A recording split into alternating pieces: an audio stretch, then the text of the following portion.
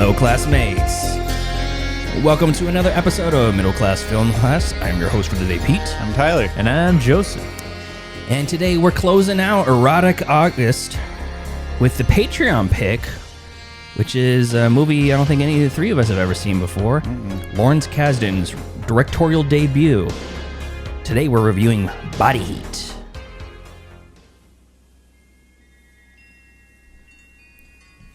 This is one of the worst trailers I've ever seen, by the way. Oh, really? Yeah.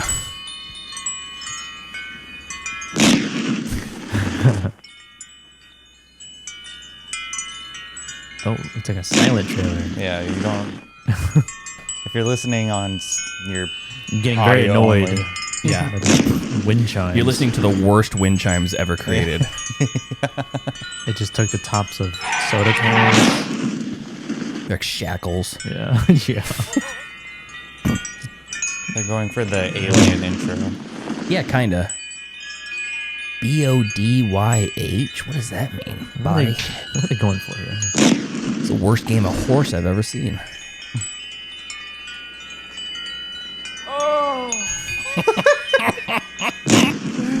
Found some sound.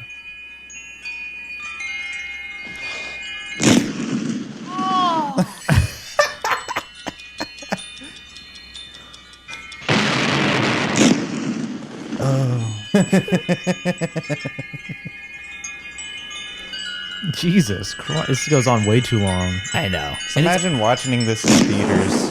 It's only like a minute and 15 seconds. Is that too. it? That's it. Alright. So, Body Heat. What a trailer, huh? Really sold the movie. Yeah.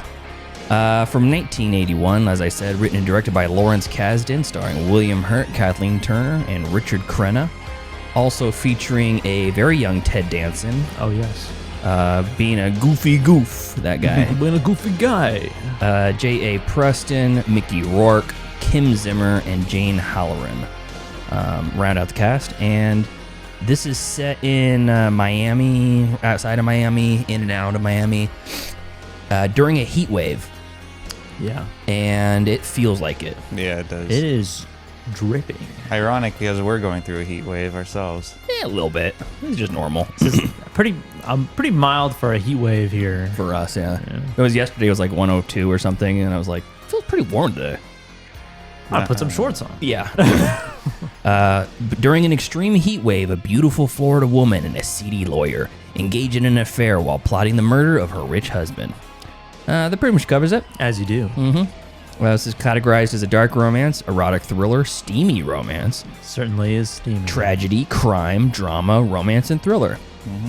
This has got a 7.4 on IMDb, and it's the first entry into Lawrence Kasdan's directorial catalog. Do you guys know Lawrence Kasdan? He wrote for Solo. He did write for Solo, A Star Wars Journey. Yeah. He also was the screenwriter for Raiders of the Lost Ark, Return of the Jedi, Empire Strikes Back. He didn't direct those, though. I think Kasdan did direct one of those. Let me see here. Wouldn't that... No, he didn't. You're right. That was before then. Okay. Who was it? There was somebody who directed Return of the Jedi. I can't remember who it was, but it's like a name that you're like, oh, it's probably George Lucas. No. No, it wasn't. He's still working to this day. His last credit was in 2025. Minox from Space, a live staged reading of Star Wars. Or maybe he just got credit for that. Star Wars. A lot of Star Wars. 2018. Just riding that train. Yeah. Still alive. Born Still January alive. 14th, 1949. Still alive. And George Lucas had to go to bat for him, basically, to let him be a director. Really? Lucasfilms didn't produce it because they didn't want it was too much of an adult theme to the movie. Yeah. But he did still provide production money for it and basically got everybody on board to let Lawrence do his thing. Nice. Yeah. All right, Lawrence, we're going to make your little softcore porn movie. Yeah. Yeah, let's get that. All right, Lawrence. Let's get that guy from News Radio and the voice of Jessica Rabbit. I want to see him fuck. Yeah. So the reason why we're watching this is the Patreon pick. People who are new to the show This format, this iteration, every month we do a different topic. We're going to spin at the end of this episode and pick September's topic. But all three of us have topics on the wheel, and then the Cool Ass Yard Duties, our top tier Patreon members, also have topics on the wheel.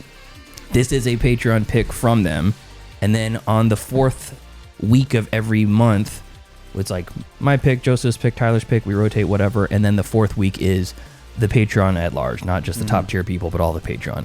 And here are basically what you guys voted for. I made a post on the Patreon page. Let's see here. Looking at the comments. Okay. There's a good assortment of votes this time, actually. Heather, this is actually her topic. The Cool Ass Yardies all pooled their topics together and then picked some at random. And she says, I could do this all day. I wanted to dig into my VHS collection for some awesome, glorious bullshit movies that I love, but life does not currently let me permit to do that. So she said, Cat People, Sea of Love with Al Pacino, Body Heat, which is one of her votes. The Postman Always Rings Twice, and I think those are her ones. Binge Daddy says The Hot Spot with Jennifer Connelly. Joe Bridges says Cruising. He wanted us to watch that Al Pacino movie. He also mentioned Blue Velvet and The Hunger, and we've already covered Blue Velvet, so that's off the table, but we actually got a few votes for that. Okay. On the Facebook page, Bruce says, I want another classic of the subgenre, Body Heat. I want one that is a kind of a terrible yet more awesome for the final act, Body of Evidence. Z Campton says Body of Evidence also gets a vote. Body Heat is legit good movie. Body of Evidence is trashy in a fun way. Matt Stillman says Bound or Body Heat. Zeke again. How is Disclosure not on this list? Josh G from Your Next Favorite Movie podcast says Scissors, which sounds like a lesbian one. Scissors. I'm assuming. And then Dallas. Could have sworn Dallas had some votes in here. Where's his votes? Dallas. What the hell? Feeling good. Show more. I could have sworn I saw his. Oh, there he is. Blue Velvet, if that counts, though I know you've already done it on the show, so Basic Instinct is my second vote. I'm honestly surprised Basic Instinct or Fatal Attraction were not in there. Yeah. Maybe they're just too well known. Have you guys seen both of those? Nope. No. Really?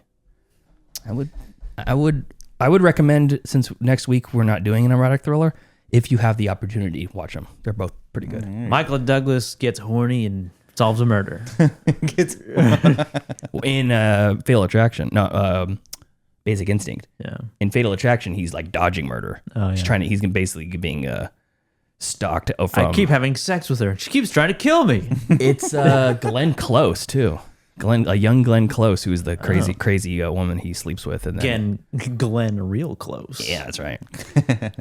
So anyway, so we're covering Body Heat, and I think it's a perfectly valid entry into the pantheon of erotic thrillers. We've done another Florida-based one. Yeah, this feels more Florida than Wild Things. You think so? Yeah. Just because they're actually sweating. You don't see a gator in it though. So you and I have very different definitions of Florida. Have you been to Florida? Yeah. I've been to Florida twice, and each time was a miserable experience. And it matched the feeling I get from Body From Heat. this? I don't think it was as hot when I went there. But yeah, so that's pretty much everything we need to know about that. None of us have seen it before. Nope. I didn't know anything about it. I'm honestly William Hurt's kind of a blind spot for me, even though we did do news radio like that. We did? Was that news radio, or what was that one with him and Albert Brooks and? Oh no, that was broadcast news. Broadcast news. I'm sorry. And he's also Poltergeist. No, that's that's Craig T. Nelson. That's Craig T. Nelson. Right? Yeah, he's the voice of. They're kind of the same genre of man. Yeah, he's Craig T. Nelson and William Hurt. He's the dad in M. Night Shyamalan's The Village. Oh yeah, he is. He's the one that pulls them all into the village. Yeah. But yeah, he's kind of a blind spot for me. And when we watched broadcast news, I'm like, this is the heartthrob, I guess, whatever. And then in this, I'm kind of thinking the same thing, you know. But anyways, I'll save that for my initial They had different thoughts. standards in the 80s. I guess. So Tyler, why don't you lead us off with your Beat us off. beat us off for initial. Yeah. By the way, me and Tyler watched this together. Yeah. Back that's to right. back. Yeah. Yeah, Pete. Yeah, he picked me up from my house, and we had a really hearty breakfast and watched Body Heat, which was nice. It Yeah. was very I was nice. so Thank sweaty you afterwards. Thank you again for. Yeah, absolutely. My word. Body Heat was a really good movie, and again, I relate to the male lead very much in that he gets duped. I'm just after watching all of these romantic or these erotic thrillers, I would just be a total victim in all of these movies. There's just no question about it. You would be absolutely taken advantage of. Yeah, there's just no question about it. I think Body Heat was probably, I think out of all of the ones that we've watched this month, I think this one, I have to say, is my favorite one. Oh, yeah? Yeah, it was, in the beginning kind of starts slow because I don't know where it's going. I mean, there's nothing like thrilling about it except for it's this guy doinking this other dude's wife. Doinking. I was 10 minutes in and I'm like, can I just get to the end already? I want to figure out what's happening. I know. Well, I thought it would just be, I thought. First shot of the movie. What's even going on right I now? know. Who's this guy? They haven't even established who this guy is yet. But regardless of like no conflict being like presented to us for a while, it's still like a good movie. Like I was really entertained, and I definitely felt the humidity emanating out of the screen. It was like very, God, I can't even imagine. It was a really fun movie. I didn't even know. I couldn't even tell you this was from 1981. Like it looked a little bit more newer than I knew it. It did not look as early as 1981. I would pen this movie as like an 88 or 89 movie even. I thought all of the performances were good. Kathleen Turner is a vision. And there's some pretty funny scenes in this movie as well. Most notably where he's walking up to the gazebo and he says, "Hey lady, do you want to fuck?" Turns around and it's not Kathleen Turner's it's not character.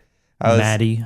Yeah, I thought that was really funny. Or is she? Yeah. And overall, like it was just a very entertaining movie. Cool. Awesome. Joseph, what did you think about Body Heat? This was a very sweaty, wet, damp film, and I liked the vibe of it. It felt very, like the aesthetic of it felt very like Miami Vice-ish in terms of the lighting. I really got to visit Florida. I got the No, you feeling don't. too. You can skip it. You don't have to go. It's not. It ain't. It ain't anything. It was probably the most erotic of the erotic thrillers, or one of the most erotic of the erotic thrillers. I have to agree. Of the ones that we watched. Last Seduction was pretty up there as well, in terms of like sexual content. But like in terms of like the characters, like these guys they're just fucking all the time. Yeah. They just want to fuck each other. Yeah. They just fuck. Sorry. They fuck once and they fuck again. Yeah. Well said. Yeah. They be fucking. Is there any other way? And I felt like the connection between the two of them, like they felt like they were really into each other. Yeah. And I think they actually were. And this whole con of like the murdering of the husband kind of just spawned out of that idea. But maybe it was like this was the whole plan the whole time. You think there's a chance that it wasn't planned the whole time? It could have been, or it couldn't have been. 100% it was. I don't know. She met anyways. We need to get into that. I mean, it was very well, like, she had, obviously, like, when it's revealed, like, this was part of the whole idea, because, like, it's all well thought out. So, like, that part leads you to think, like, oh, well, from the very beginning, she was duping this guy. For sure. But you bought it. Yeah. You bought their sort of relationship that they had. I liked the sort of twist reveals is kind of similar to Wild Things in that way. Not as many, obviously, but when he's with Ted Danson and crew, and they're at that diner, I feel like I'm watching a sitcom. Well, The lighting in that is so smoky and dreamy looking. This movie led to Ted Danson getting the lead in Cheers. That's funny.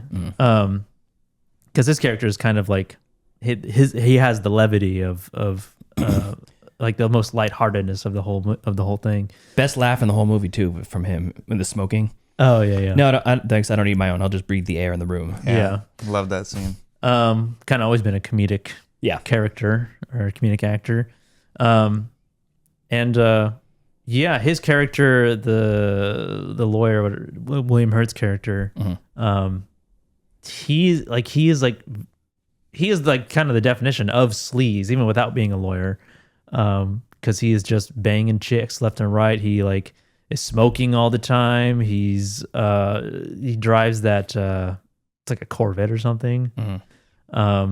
He's got like the vibe of someone who just single bachelor, just banging chicks, looking for his next lay. And his character, I was like, this was Tyler if he had confidence. Oh, really? Yeah. What? Yeah, I think just a consummate cocksmith. If you are really sure of yourself, like you got that vibe down, like you had what they're calling aura nowadays, like Riz. Riz, perhaps Riz. You're talking about the main character? Yeah. Yes, the main character. Yeah. Yeah. But overall, like I like the story. I like the vibe. I don't know if I should be offended by that or not. Nah, he's a cool character.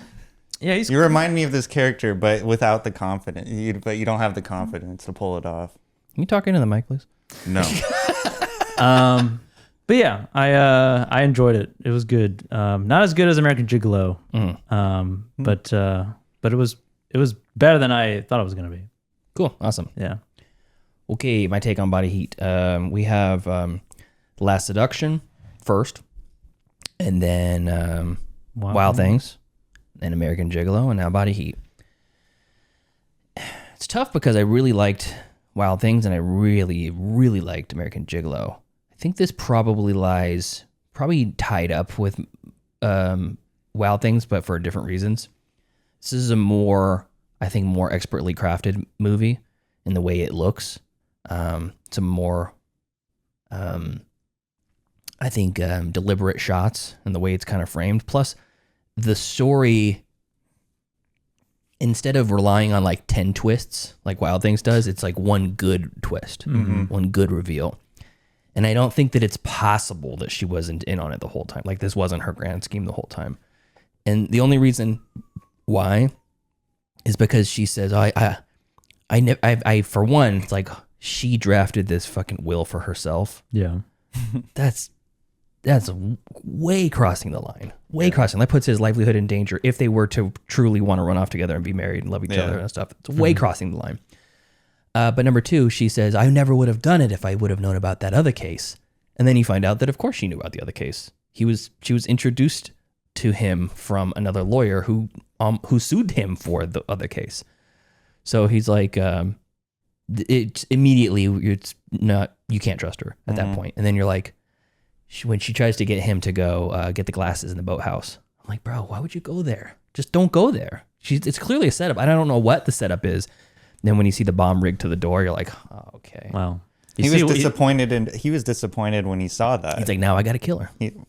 I have to kill her. Now she has to die. Like, yes. Because he was legitimately in love with her, and he was like, yeah, okay, he was. I'm just going to go there. I want to call it love. He was definitely in lust. Yeah. I mean, we see what he did in the very beginning when he first goes to the house. He fucking breaks down the door. Yeah. What a big swing. Yeah. What a big swing. So anyways, we'll get to that in a second. Yeah, I like the writing. I like the character development. I really didn't like Ted Danson for a lot of it. Some scenes I was like, oh, this guy's fucking great. And other scenes I'm like, he's so out of place. He doesn't belong here at all. Yeah. But his character did serve a purpose when he's essentially telling the audience, as he tells William Hurt's character, we know it's you. I don't care, but the other detective cares. Your friend. The police cares. Yeah, your friend cares. And I heard them say that, and I got it. But then when you actually see that detective going to the rental place and getting the contract, that what's his name again? Let me make sure I got it right.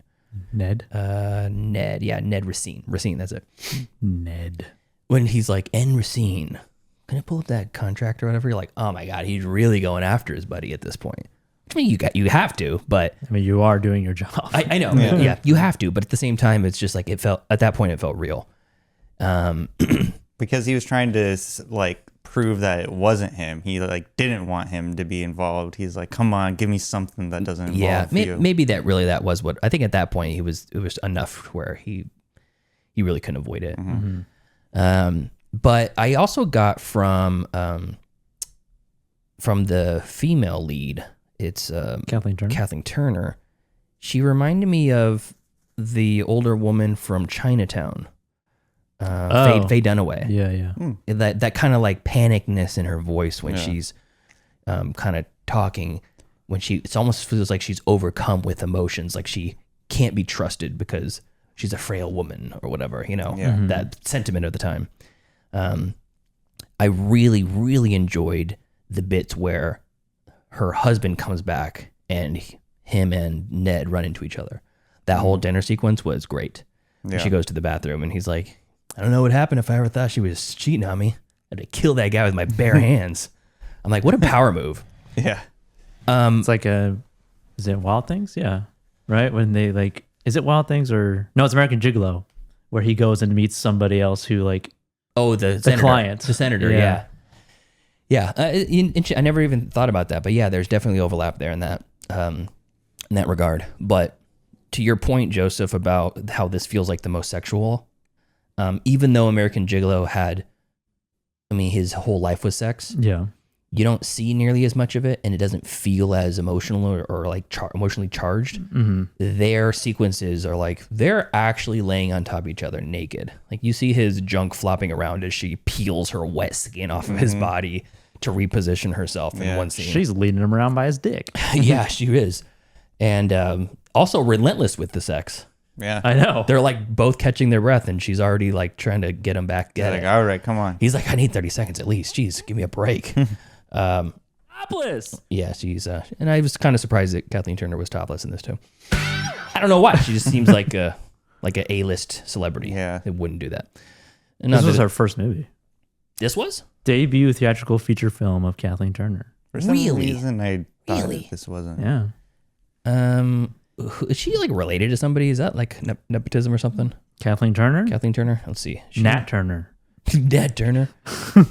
And baby, Patsy McGee and Alan Richard Turner, a U.S. Foreign Service officer. Guess not.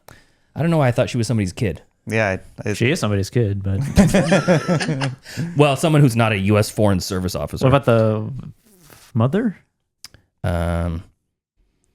Patsy McGee. Patsy McGee. Yeah. Let's say Patsy. It sounds like somebody's name. Yeah, I don't think she's anybody. Let's see. She's a nobody. Maybe. She's a nobody. Maybe. Ooh, Patsy McGee. No, additional crew. No. She's a BTL. She's below the line. But the movie looked great. The soundtrack was great. Or the score was great, I should say. Very smoky. I loved the fog sequences. Yeah, overall really good. I still think American Gigolo was quite a bit better than this. American Gigolo felt like fucking something. Yeah. And this felt like a very interesting story and a very fun story that is you obviously you can't have kids watching this or whatever. It's all about sex and fucking and blah blah blah. And it's like it's a straight ahead like adult story with real actors and real sets and real fucking yeah and full penetration. So yeah, very good. I like this one a lot. Good pick, Heather. Yeah. I did have fun with this movie, and I just how much fun? Really like an adequate amount of fun. A requisite amount. Yeah. An requisite amount. Yeah. I think what you want to go 3? Oh, yeah. I think what she said was true was that her falling in love was not a part of the plan. I think it's bullshit. I don't think it's bullshit because when you see the shot of her on the beach, she does not have a happy look on her face. Like it's not like how she envisioned it would be. She envisioned him being next to her on the beach, But if you actually notice, she doesn't have a smile through the entire movie at all, unless she's faking it for her husband when he pulls up in the car. Like she doesn't smile once when she's with Ned. Really? No, she's sexually aroused, and she's definitely smitten by him, but she's never once like. Golly gee, I love being with you. Oh boy, I love you so. Or maybe when she gave him the hat. Yeah. She had this big ass hat box. I got you this hat. In the passenger seat of the car. They drove to the beach together in that car. Oh yeah, in that small Corvette. And then she goes, I got you something for you. It's a surprise. And she goes and reaches it. It's like, it's been there the whole time. He didn't ask about it? I figured you had a surprise. Yeah. He He didn't ask about it, about the 45-minute drive to the beach. My thing is that like with the bomb attached to the door, and when he sees it, it was so heartbreaking for him to see it, because much like his friend detective who was trying to prove that his friend wasn't involved in the murder of the husband by going through all these avenues, and then once he finds out, he's like, ah, shit. Much mirrored the actions of Ned when he goes to the fish house, because he's like, kept saying, I'm not going to go there. Like, I trust her. And then he goes there and he checks and he's like, God damn it. Now, what I would have done was I wouldn't have sent her to the boathouse or whatever.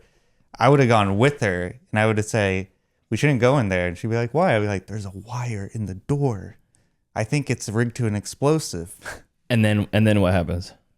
And she opens the door and you both get blown up? And then I would say, well, we got to figure a way out. I know a guy. His name's Mickey Rourke. A way out. They're already outside. He put it there. Yeah. Yeah, so he can disable it. I think that Mickey Rourke taught her how to just put it to the door. Yeah, so like I would be like, I know a guy. We can have him disable it, and then we can get the glasses and we get out of Dodge. Mm-hmm.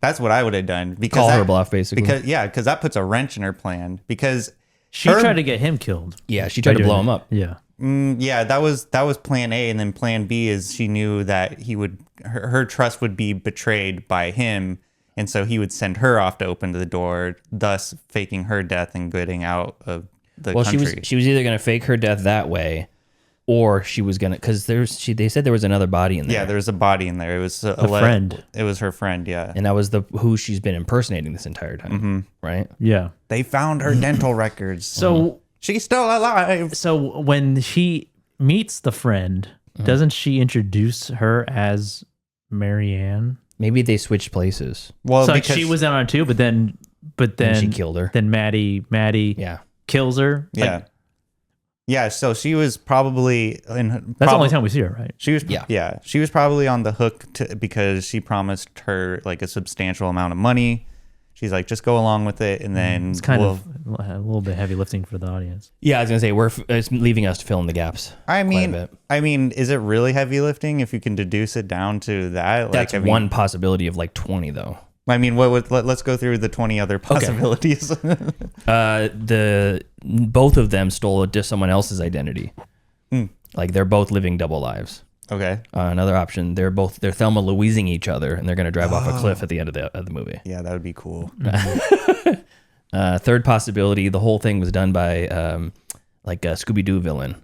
You know, it's like there's a haunted amusement park there, and all the ghosts are what's haunting the people. Oh, we're going the supernatural route. Yes, exactly. I mean, I don't know. Like, I think, or they all represent one identity of one man being interviewed by the police. Yeah. Yeah, maybe. Do you notice that actor that played that guy in Identity is Pa Kent in Superman? Yeah. Yeah, that's interesting. Mm-hmm. Yeah, I did like the. Okay, here's a fourth version. Oh, Joseph's version where she wasn't double crossing him. How do you think that worked? I just assumed she was like, well, maybe I can get away with this, and they both come up with this plan to kill this guy together, and then and then she decides like, well, I'm just gonna go by myself now. Oh, I see. So she changed her mind after her husband was killed. She goes, now all of a sudden I'm going to double cross this guy. Now, when it becomes like dicey and he starts being questioned, she decides to detach. Get too hot. Yeah. Okay, I can see that. Cut off the loose ends. Yeah, but it was pretty elaborate, so it's kind of hard not to think that she didn't have something in mind all the way through. When the bomb is introduced, or the idea of like Mickey Rourke's character, who's a bomb maker, yeah. It gets a little outlandish. Yeah. because it just kind of like introducing that element to a story. It's like something literally as bombastic as a bomb. Very good. He could have just as easily just lit the place on fire instead of putting a bomb there. Yeah, but a bomb like ensures total the most destruction. Yeah, I guess it's that, and also he can be far away from it when it goes off because there's a timer. But the thing is, though, is like I would think that someone like Mickey Rourke, who in the movie just got the character he plays, right? No, it's actually Mickey Rourke playing himself.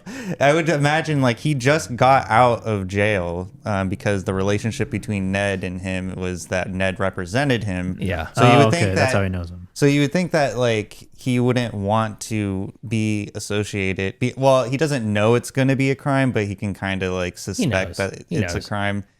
And but you're putting your own logic of a person who wants to stay out of prison at all costs, i.e. all of us. You're not hypnotized by the puss right now. Yeah, no, I'm talking about Mickey Rourke's character. Yeah. He's a jailbird. Hypnotized by the Rourke. He's a jailbird, and Tyler's basically saying, well, why would he do that? Because maybe he'll go back to jail if he gets caught with this guy.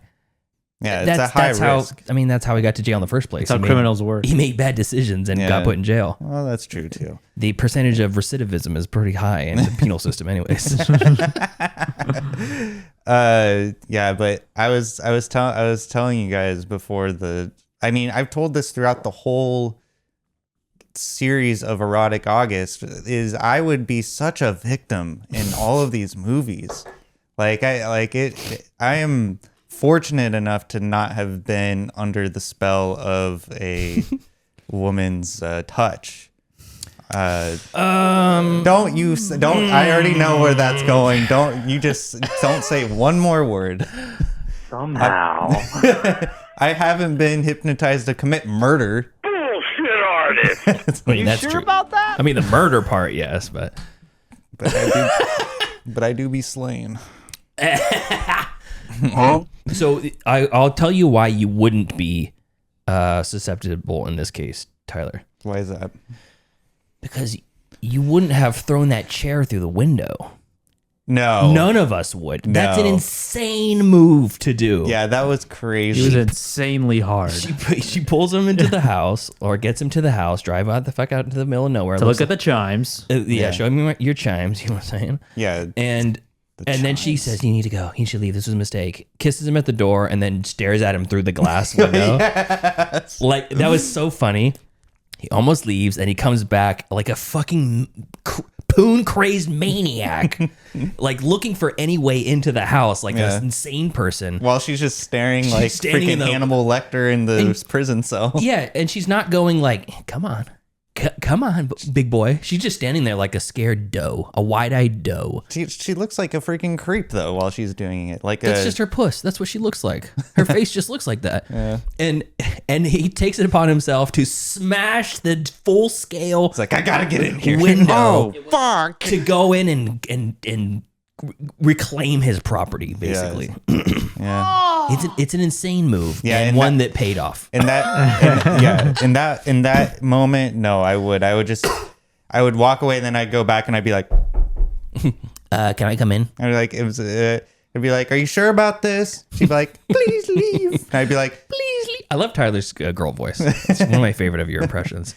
I'm just like, all right, I'll catch you around at the Pine Grove bar or whatever. Amphitheater where they're watching that open air jazz band play. Oh yeah, I thought it was a children's recital, just like a drunk William Hurt stumbling around in some parent school event. I'm gonna say girl impression pretty high up on my tier list for Tyler impressions. Jamaican very high.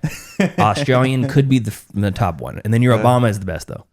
Your Obama is very good. Yeah, it is. Do the Jackie Chan one. Yeah. I love that one. Yeah, it's fun. It usually comes out at parties after it's a few Keystone Lights are in you. A few Sapporos. Yeah. Some Asahi. Yeah. One of the scenes are interesting, I think. You don't see dick. No. Not much dick. Almost. Maybe a little bit of side dick. Yeah, there's like top There's dick. not a lot of nudity in this movie. Yeah, There's a lot of profile of nudity. Yeah, profile, but not actual. Do you think that her husband was like a mobster? The way he was talking about, he doesn't like people who can't go all the way, like can't do what needs to be done. I could see it. Speaking of the nudity or lack of nudity, both William Hurt and Kathleen Turner wanted the crew to feel comfortable filming their love scenes. So they lined up the crew and both actors introduced themselves to each crew member. When they did this, both stars were naked. Interesting. That's weird. That's yeah. All right, line up. Hey, this is gonna make this is gonna make things way more comfortable for all of us. It's like Paul Verhoeven getting naked to film the shower scene. Yeah, he asked for permission though. Yeah. they said we'll do it if you do it, and he's like, okay. Say no more, fam. We'll do it. Yeah, the cast was like, we'll do it. We'll get naked if you get naked. And he's like, fine. Yeah, you twisted my arm. I do like pants were already coming off. I do like the idea of the husband being a mobster, because with that aspect in mind, that could be a good TV show. Mm-hmm. But TV show. Yeah, it would just be. This is not Dexter. Well, it wouldn't be a Dexter-like show, but Who would the show be about?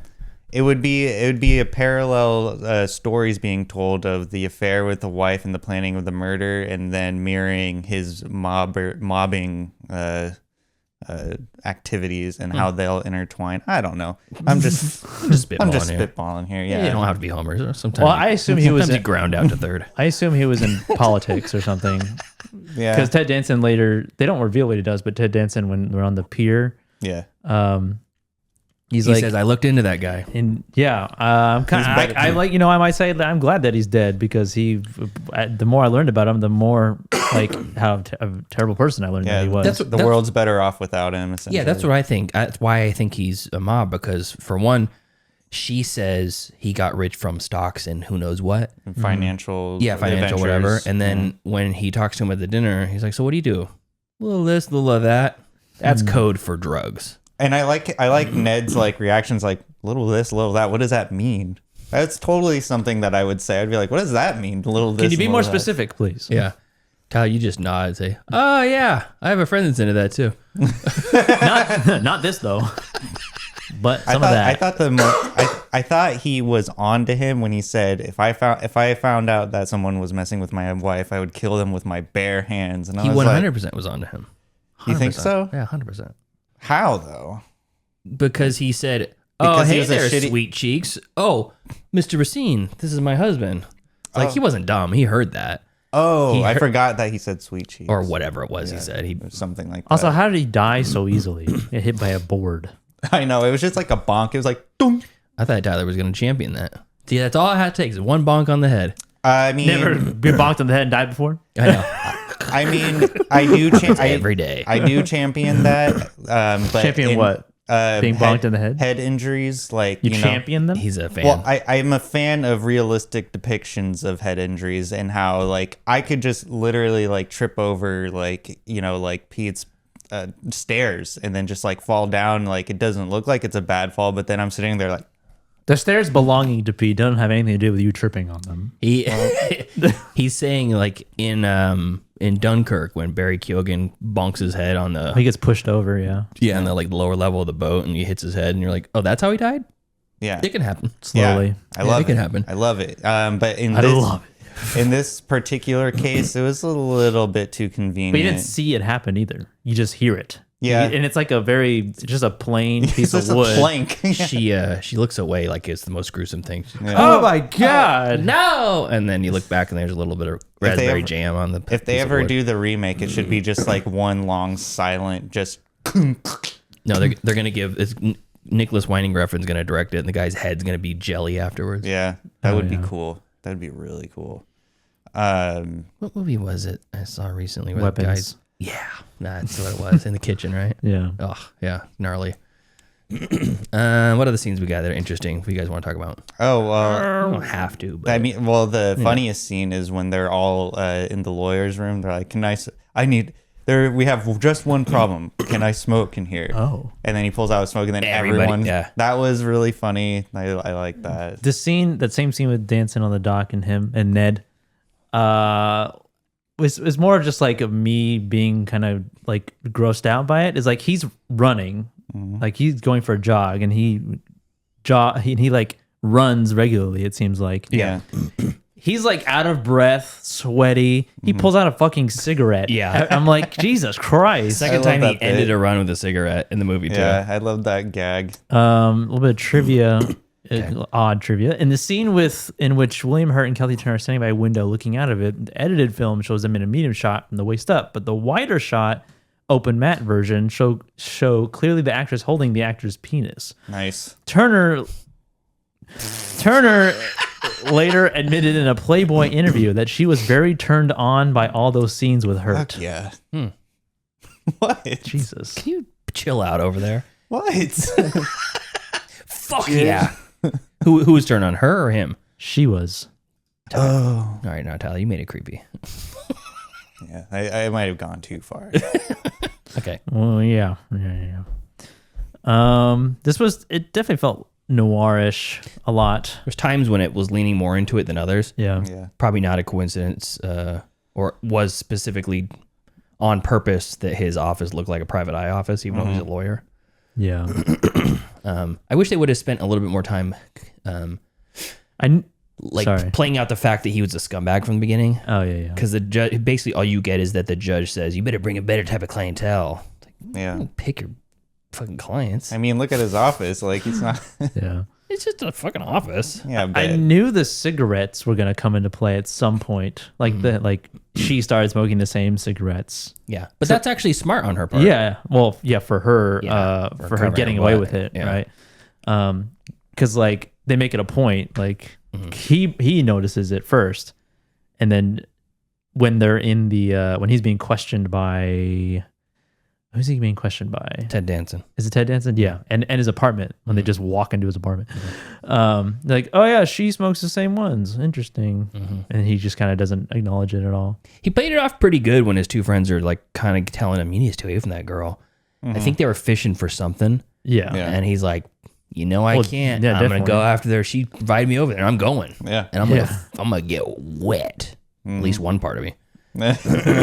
Yeah. I mean, he kind of got a little too cocky right there. Like, should have been talking that much. Yeah, he probably just said, well, she actually came on to me after this. Maybe I shouldn't go after it. I think the height of his cockiness was when he was in the detective's office and he went to the little girl. The aunt and the niece were there. Yeah, that was a ballsy move. And he's like, you know what? No, I'm just going to go. And just started talking to him. And then they kind of make it in a way where she doesn't recognize him. Yeah. Probably doesn't because it was like a little bit dark. Well, I was describes thinking him that to a T, like to the detective and No, she the doesn't. lawyer. Yeah, because Ted Danson's character talks to him at the pier, saying, "Yeah, you know what's funny is this girl."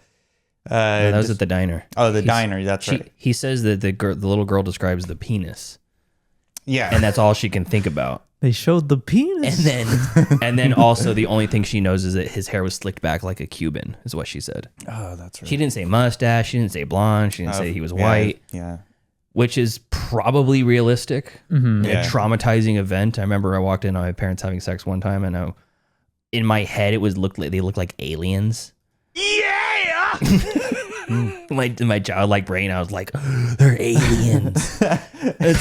It's just, your mind fills in the gaps and it's a foreign thing to you. So you're like, what could this mass of flesh be? It's aliens. It looked like the shunting. Yeah, exactly. There's definitely a shunt.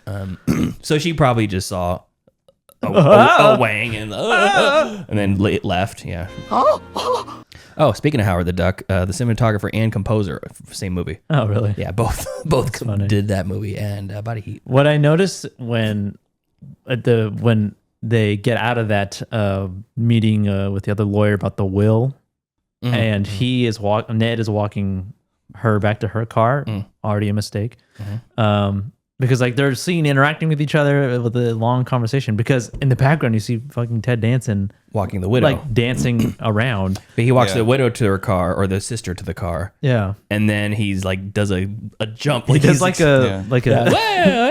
and you see him see them, Yeah. and it's like I think it's standard practice to walk the bereaved to the car. maybe. But yeah, you're right. I guess they're both bereaved. Yeah. Yeah, they both are. But yeah, that whole meeting did not help. It made like everything worse because like the whole will thing, the sister doesn't get anything. Yeah. And she was like, so like, I get everything. I get Oh my God. You would think that she would say something along the lines of, well, he wanted the money to also take care of his sister. And, oh, of course. Yes, absolutely. I'll make sure she gets, what's fair to her. But she didn't. She withheld that part. Yeah. Definitely made her seem like more of a skis. Yeah. Yeah. I was expecting the sister to be ruder too, because they made it seem like she hates the wife. Yeah. And then when she's there, she's like, so I get nothing? Oh, well, that's too bad. Yeah, I thought she was I gonna. thought she was gonna rage. I thought she was gonna press a little bit more, but I think she. You was, harlot, you tramp, you took advantage of my brother. But maybe she was just more upset that her brother was dead rather than worrying about the money. Mm-hmm. I mean, yeah. So this is another movie where the male lead gets imprisoned, right? Yep. Yeah, and the Last Temptation was the same thing. Seduction. Or Last Seduction. The Last Temptation of Christ. Last Seduction of Christ. Oh shit. Yeah, you're right. The guy gets he gets duped into prison. In American Gigolo, he goes in prison, but he's redeemed. Yeah. And in Wild Things, he get away, but they get killed. Yes. Yep. So the guy loses every time so far. Yeah. American Gigolo, I guess he kind of makes it out. Yeah, there's kind of a happy ending for of all him. the movies, Paul Schrader got the redemption arc for the guy. Yeah.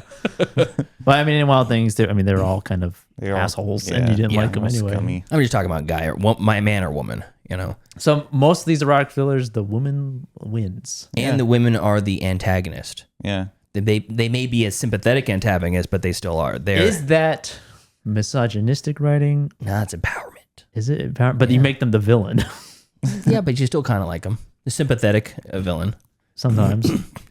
I don't think them being a woman has anything to do with them being the antagonist. I think it's just Tell my boner that. Just kidding. I think it's. But it's interesting after all of these viewings of erotic thrillers is that there's not a whole lot of movies where the villain outright wins. There's kind of like a pattern with the genre of movies, erotic thrillers, the villain wins. Mm-hmm. Well, of the 4 that we watched, it was like The Last Seduction. What she was the villain in it, and she ended up winning it. Mm-hmm. In this one, she was the villain essentially. He was also a villain, but she's a second level of villain. Yeah. Well, yeah, because he kills somebody for the puss. Yeah. Mm-hmm. American Gigolo, the woman's not the villain in that one. No. It's a pimp. It's Bill Duke is. Yeah, Bill Duke's the pimp, the villain. And then in Wild Things, they're all the villain. Yeah. Yes. All 3 of them, but the woman is the smartest. And the smartest villain. Yeah. Yeah, I don't know. I think they're all directed by men. Yeah, I don't think that there were a lot of female directors in that era anyways. You're seeing it's a lot more common nowadays, but I think the through line for all these erotic thrillers is there's sex and there's danger.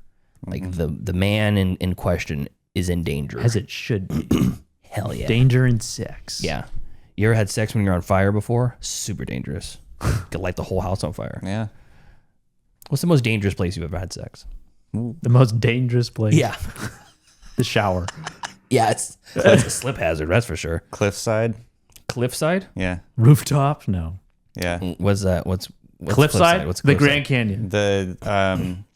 The cliffside by the bluffs by the Red Bridge in Fair Oaks. The Red Bridge? Oh, I know what you're talking about. Yeah. Yeah. Congratulations. Yeah. Oh, you guys were there together, huh? Yeah. I'd say probably out in like camping or in the wilderness. With my parents in the room. You could get it. You could get a tick that way. A That's taint true. tick. Yeah, I could have fallen off a cliffside. You could have gotten whatever the hell ticks give you. Lyme disease. Lyme disease. Yeah. Or maybe the bubonic plague. Yeah, that's true. It's back. Too. It's back, baby. It's back. We're in our golden era of plagues And fascism. Plagues and fascism, yeah. Yeah. Military And that's for a better decentralization. Anything else you guys want to say before you grade us? How did she survive the explosion? Well, she just walked away. I think she triggered it somehow. Yeah, how did she do that? She tied a string to the handle and then just door. walked away and just was like, ugh. But it's a push door. It opens in. Oh, then she threw a rock at it or something. Okay. Maybe she had a trigger. I don't know. Maybe. We'll never know. All right, Tyler, how do you grade Body Heat? Ooh, A-. A- for definitely, Body Heat. definitely in the A category. Okay. I think it could have had a little bit more action. Action? What as kind of far- action? I mean, as far as like investigating and like, I action's the wrong term. Maybe a little bit Lean into the mystery part of it? Or yeah, like stay within like the thriller aspect of it. A little bit longer. But other than that, it was just a really fun movie. Yeah, A-. Cool. Joseph. I'm like a B+, I think. It kind of slogged a little bit after they killed that guy. Mm-hmm. And then after like the initial, that will meeting, it kind of just kind of slows down and it kind of loses momentum a bit. Because that sort of climactic moment it's done, and then you're just kind of waiting for the next thing to happen. Yeah. But it was pretty good. Loved the vibes and the look of everything. Cool. Yeah. I felt that humidity.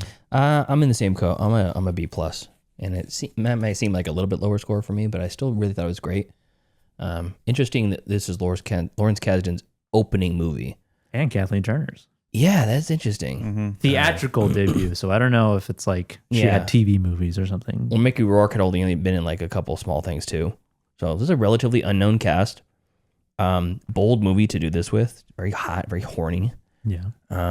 And surprisingly, I read in the trivia that it was actually freezing. It was a winter, Florida winter, so it was like freezing on set. They had to get everybody wet before each scene. Oh, I see. Yeah. So, anyways, good recommendation, Heather. It was a lot of fun.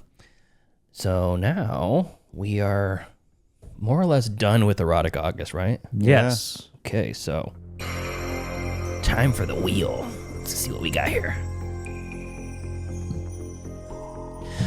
Okay, let's go recap what we have on the wheel. And just for everybody again, the way this works is since we've had we basically go for 4 months straight, we rotate. It's by random, but we're not going to double up Tyler or double up me or whatever. We're going to go all 4 in a row. Mm-hmm. Me, Tyler, Joseph, and the Cool Ass Yard Duties pick. So we started off this cycle with Cool Ass Yard Duties. So now it's going to go the 3 of us for topics. Mm-hmm. And then after that, we can start back up again with the Cool Ass Yard Duties. So we're going to read what's left on the wheel. Pre-code movies from Pete.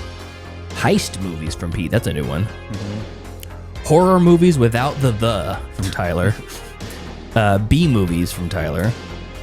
Blaxploitation from Joseph. And IMDb's top 201 to 250 list. It's the bottom 50 of the top 250. So you'll see here there's 2 empty spots. I haven't erased it yet, but 2 empty spots for the Cool Ass Yard Duties. We'll fill those in a little bit. I think I told Heather I need 2 more soon, but actually we got a few months. We need them now. Yeah, we got a few months still ready to go. Yeah. So anyways, we're going to spin this, and this is what we are going to cover for September. You guys ready? Yes. All right, let's do it.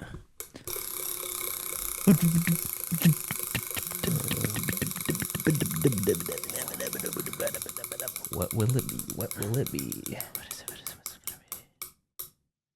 Yes. Oh, B movies. Hell yeah. B movie. Yeah. The B movie. How many of these movies are going to be Jerry Seinfeld centric? What? Oh, nah. We're gonna watch the B movie 4 times. Now, if you want to give your pick now, you can if you have one in mind. Give me an example of a B movie. Yeah, and why also? Well, I wanted to do B movies because I've always had a fascination with B movies. I think that's pretty obvious, like if you've been listening throughout the whole years. And I thought this would be a good opportunity to find so I don't have a B movie on deck right now because I want to do a little bit more research and try to find one that's not well known, like something like Escape from New York or Troll consider that a 2 B movie? or Troll 2. You think Escape from New York's a B movie? Yeah, I would say so. What is a B movie? Like Wikipedia says a B movie or a B film is a type of low-budget commercial motion picture. Originally during the golden age of Hollywood, this term specifically referred to films meant to be shown as the lesser-known second half of a double feature, somewhat similar to a B-side in a recorded music. Yeah. okay. So it's like, what's considered a B movie?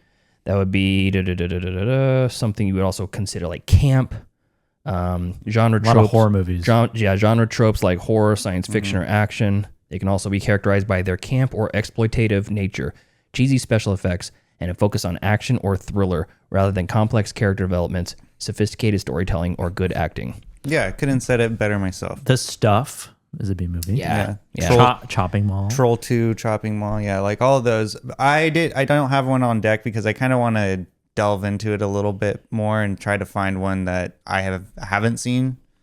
I really liked The Stuff, so Yeah. maybe my pick will be a Leonard Cohen movie. They have like Q the Winged Serpent and some other stuff. Basket Case. Yeah. The Toxic Avenger. And also, it's real. I think B movies are an interesting sort of film. Poultrygeist. It's interesting because all the B movies that are released now are like trying to be crappy. I feel like, whereas Like Thanksgiving. Yeah. except that one is good. No, it's not. Hobo with a Shotgun. Actually, Thanksgiving's not bad. Hobo with a Shotgun's good too. That's a whole nother thing. That's like exploitation. Birdemic. Fuck. But I think Fuck Birdemic. nowadays people just try to make shitty movies to try to make. It's kind of like trying to make the next meme go viral. We got to create a viral video. Right. How do we create a viral video? Whereas I'm not an expert in it, but from the attitude I get from these movies is that they're making it because it's fun, but they're not making it for the audience. They're making it for themselves. I believe that there's probably some like Neil Breen. He's a master at B movies. His is like a C movie. Is it a B movie or is it just a bad movie? That's just a shitty movie. Well, it's low budget. So I'm looking at a thread on Reddit, some like popular B movies. Killer Clowns from Outer Space, Yeah. Death Race 2000, Robot Jocks, which we covered, Pool Hall Junkies, I don't know about that. Them, The Incredible Shrinking Man, Fantastic Voyage, Destroy All Monsters, Maniac Cop. Maniac Cop definitely fits. definitely. Yeah, that was terrible. VFW was a highly entertaining new school movie, B movie that was fashioned like an old school. What the hell is this? Fly or something? I think I know mine. Yeah. I think I know mine. So do you think? There's also modern day B movies like Rubber, Oh yeah, Kung Fury, Serenity, Kung Fury's phenomenal. VHS. Yeah. Oh, Sharknado is definitely like trying to be a B movie. Yeah. There's the Sweetheart, The Monster, Plan 9 from Outer Space. After Oh, yeah. Midnight, My Vampira. After Midnight was not great. Brawl and I Cell like those Block guys, 99. Yeah, I could see There's that. a I lot could to see choose that. from, so I want to go and kind of just like immerse myself in the world that is B movies and pick something that's worthwhile. You think the FP would count as a B movie? the FP? Probably. Yeah. Okay. So, anyways, we don't have to do that. You can tell us what our first I'll tell movie you is gonna guys be next week. Yeah, because until then, for next week, we're watching The Crow. We've got 5 weeks in August. Yeah. So. And My for our- birthday month. Oh yeah. And for our audience, we're not watching the Cool Crow. No, we're watching The Hot Crow, We're watching the bad one. 2024, featuring Bill Skarsgård and formerly known as Twigs. Directed by known as FKA Twigs. yeah, directed by Rupert Sanders. His name Who- sounds familiar. He directed Snow White and the Huntsman, Ghost in the Shell, and Oh, that's where I know him. He makes bad movies. he makes B movies. What else did he direct? The Crow. That's That's it. a B movie, probably. Probably, yeah, I'd say so. That's probably right. I think so. Some people would say that's sacrilege, but I think I agree with that. So, anyways, we're gonna do that, and then Brianna's gonna join us next week for a take one for the team. Yeah. From movie suggested by Binge Lord Dan. What a trooper, taking one for the team. You know, when I was like watching, I watched a lot less movies this year than I have in the last few years, but like at the peak, Your streaming picks would say otherwise. It was like 624 in 2023. It was a lot. That was your challenge. Yeah, it was when I was trying. Yeah. Brianna quietly does more than that in a year. Wow. Because she works from home. She works on little art projects and stuff where she's watching movies. Mm-hmm. And it's sometimes like, I don't know, I don't have the fortitude to do this, but she'll say, I need to clear out my watch list. I'm just going to watch everything, tip to tail. She doesn't skip one. Oh, I don't like that one. That doesn't look good. I'm not in the mood. A to B, all the way, A to Z, all the way down the bottom. My God. And some of them are fucking terrible. I watch her Letterboxd and I'm like, 3 2-star movies in a row. Are you okay? She's like, man, I really should probably rewatch like something good. A palate cleanser? Long Legs or something. Oh. Something that she loves, you know? Oh, she likes Long Legs? Yeah. I've heard not many people like that movie. That's not true. There is many What do you mean people that's who not don't true? like it. I There's also did many say- people who do like it. Yeah. I don't know. I've been meaning to check that one out. Did you watch The Monkey with her? Yeah, we loved it. No, you didn't mention it. Are you sure? No, you didn't mention it. Really? Oh, it was very fun. Maybe it's because it wasn't like streaming yet.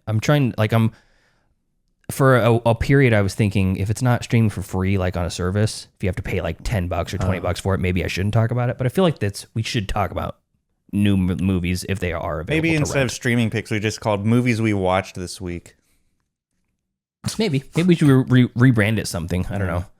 Islands in the Stream. Yeah, we should go back to that. Movies. So, anyways, you guys good? Yeah. Yeah. Okay. Well, thank you to our cool ass yard duties over on Patreon. That's Javier, Heather, Michael, and Chris. If you want to support us on the Patreon, you can do so. Patreon.com/middleclassfilmclass. Or you can just support us on the YouTube by watching and sharing with some friends. We're at 1,200 subscribers almost. We're close. Not quite, but we're all knocking on the door 1,200, and that's exciting. So, anyways, until next time. Thank you for joining us as we review Body Heat, our 4th movie and Patreon pick for Erotic Thriller August. Follow us next week as we review The Crow, a punishment movie for all 3 of us, just because.